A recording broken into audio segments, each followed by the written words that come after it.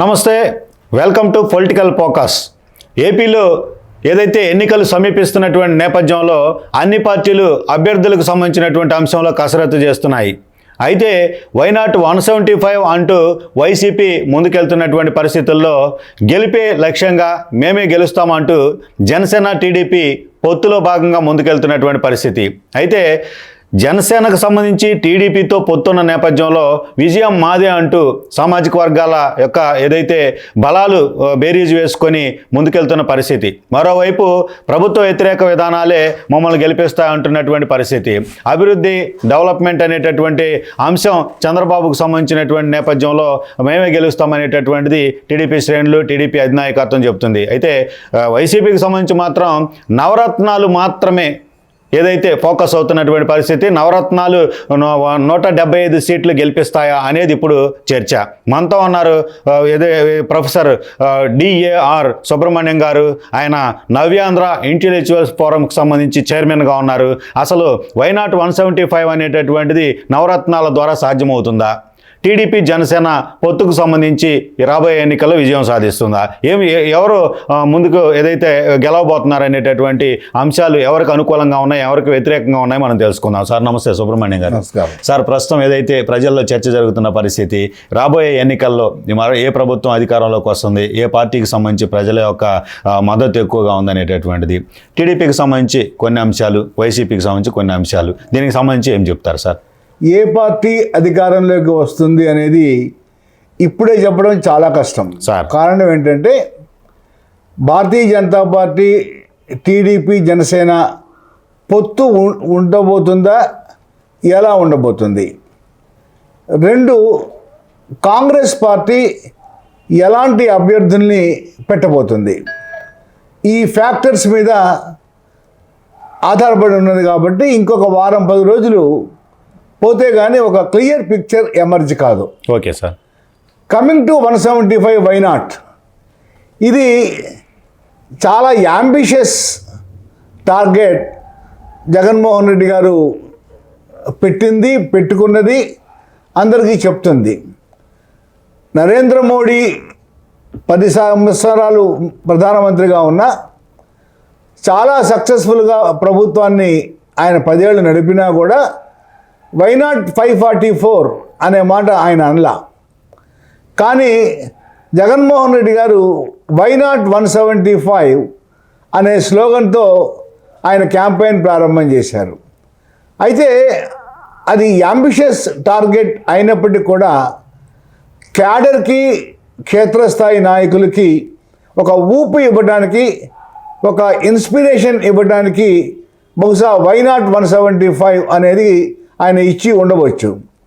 తర్వాత మీరన్నట్లు ఆ నవరత్నాలు ఆయనకి 175 సీట్లు తెచ్చి పెడతాయి అనేది ఆయన నమ్మకం. కానీ ఈ 175 అనేది 100% ఇంపాసిబుల్. అయితే ఎన్ని సీట్లు వస్తాయి అనేది ఇప్పుడే చెప్పడం చాలా కష్టం. అయితే ఆయన ఏదైతే నవరత్నాలు అనే కార్యక్రమాన్ని డైరెక్ట్ బెనిఫిట్ ట్రాన్స్ఫర్ DBT ఆ స్కీమ్లో ఆయన సంక్షేమ ధనం సరాసరి లబ్ధిదారులకి పంపడంలో చాలా కుర్తులయ్యాడు.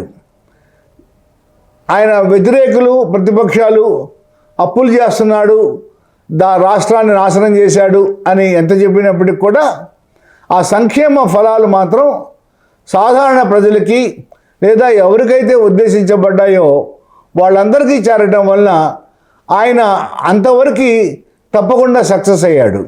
అయితే ఆయన ప్రధానంగా నష్టపోయింది, లేకపోతే బహుశా నష్టపోయేది ఏమిటంటే, ఒకటి రాజధాని ఇష్యూ. రాజధాని ఇష్యూ మొదట అపోజిషన్లో ఉన్నప్పుడే ఆయన వ్యతిరేకించుంటే ఈ రోజున ఆయనకు చెడ్డ పేరు వచ్చేది కాదు.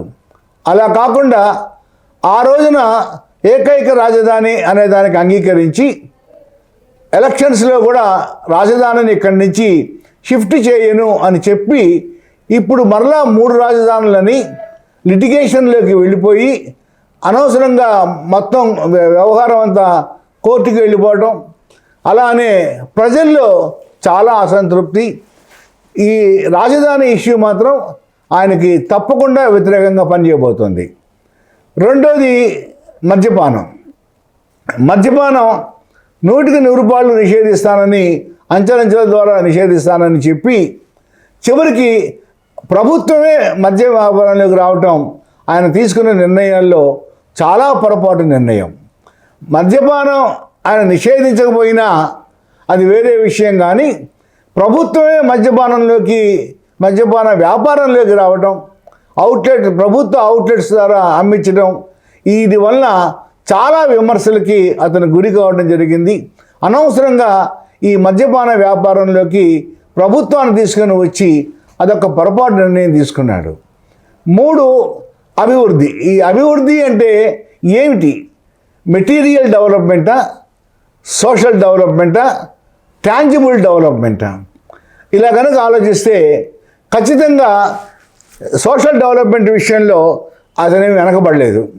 సోషల్ డెవలప్మెంట్ అంటే ఏమిటంటే విద్య, వైద్యం, దీనిని సోషల్ డెవలప్మెంట్ అంటారు. ఈ సోషల్ డెవలప్మెంట్ ఆస్పెక్ట్లో అతను ఎక్కడ ఫెయిల్ అయినట్టు నేను అనుకోవటం లేదు. ఎక్కువ మంది కామన్ ప్రజలు, సాధారణ ప్రజలు ఆ విషయంలో మాత్రం ఆయన్ని ఎవరు తప్పు పట్టడం లేదు. ఎక్కడ నష్టం జరిగిందంటే ఆయనకి ఇన్ఫ్రాస్ట్రక్చర్, ముఖ్యంగా మౌలిక సదుపాయాలు అంటే రోడ్లు, ఇతర ఇన్ఫ్రాస్ట్రక్చర్ క్రియేట్ చేయడంలో ఆయన బాగా వెనుకబడ్డాడు. అయితే వెనుకబడడానికి కారణం ఉంది, ఆయన దగ్గర డబ్బు లేదు. ఆ డబ్బు ఎందుకు లేదంటే ఉన్న డబ్బంతా కూడా సంక్షేమ పథకాలకు పెడితే ఉన్న డబ్బంతా కూడా పాత అప్పులు తెచ్చడానికో, వడ్డీలు కట్టడానికో, జీతాలకో, పెన్షన్లకో ఇస్తూ ఉంటే ఆయన దగ్గర డబ్బు ఎక్కడ ఉంటుంది కాబట్టి అది డబ్బు లేదు.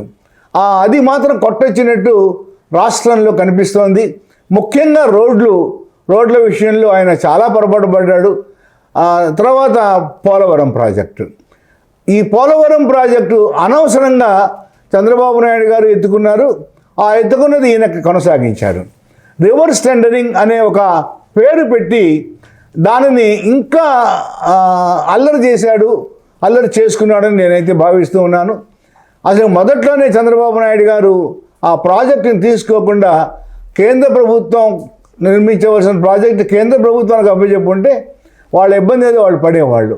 మరి ఏదైనా కారణాలు మనకు తెలియవు, కానీ చంద్రబాబు నాయుడు గారు ఆ ప్రాజెక్టుని ఎత్తుకోవడం, దాన్ని ఈయన కొనసాగించడం, చివరికి అంతా కూడా గందరగోళంలో ఆ ప్రాజెక్టుని పడవేశారు. ఇలాగా ఎన్నో కారణాలు. వీటన్నిటికి మించి సాధారణంగా ఏ ప్రభుత్వానికైనా యాంటీ ఇన్కంబెన్సీ ఉండకుండా ఉండదు. ఎంత బ్రహ్మాండంగా పరిపాలన చేసినా కూడా యాంటీ ఇన్కంబెన్సీ ఉంటుంది. ఈ మధ్యకాలంలో మనకి రాజశేఖర రెడ్డి గారి ప్రభుత్వం బాగా పనిచేసిందని అందరూ అనుకున్నాం. 2004 నుంచి 2009 దాకా అంత బాగా పనిచేసిన ప్రభుత్వం కూడా 156 సీట్లతోటి ఆగిపోవాల్సి వచ్చింది 2009లో. మరి ఆ ప్రభుత్వానికే అంత యాంటీ ఇన్కంబెన్సీ ఉంటే ఇప్పుడు జగన్మోహన్ రెడ్డి గారి ప్రభుత్వానికి యాంటీ ఇన్కంబెన్సీ లేకుండా ఉండదు.